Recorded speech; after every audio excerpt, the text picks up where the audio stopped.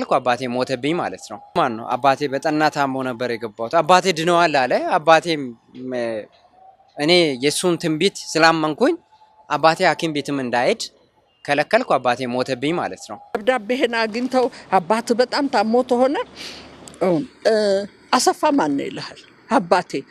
አባትህን መልአክ መጥቶ አዲስ ኩላሊት ሲከተለት አይቻል። ኩላሊቱን ያሟላ አባትህ ይጮሃል፣ ያሰው ይወድቃል። በቃ አባትየውን ይዞ ይመጣል። አንተ ተፈውሳል፣ ሁለተኛ መድኃኒት እንዳትወስድ ይለዋል። መድኃኒቱን ይተዋል፣ ይሞታል።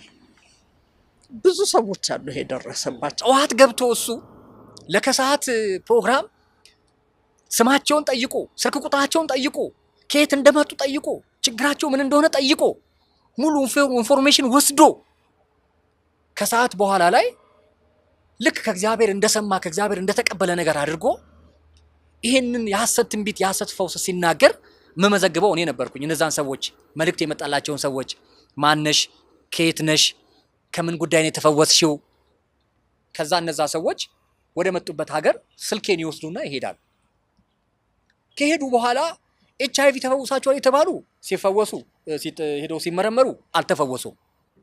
አንዳንዶቹ ተፈውሰናል ብለው መድኃኒታቸውን የጣሉ ሰዎችን ከዛው ከቢሮ በራፍ አንሱ ብዬ ያስነሳዋቸው ሰዎች አሉ። አስቀድሜ ጥያቄ ጻፉ ስለሚባል ጥያቄውን አስቀድሜ የጻፍኩት ነገር ነበር። ከአንድ ጀምሮ ይኸውልህ እዚህ ጋር ጽፌልሃለሁ እስከ 7 ድረስ። እዚህ ጋር 8 አለ፣ እዚህ 9 አለ። ከኋላ ደግሞ ጽፌያቸዋለሁ እና ይሄን እንደዚህ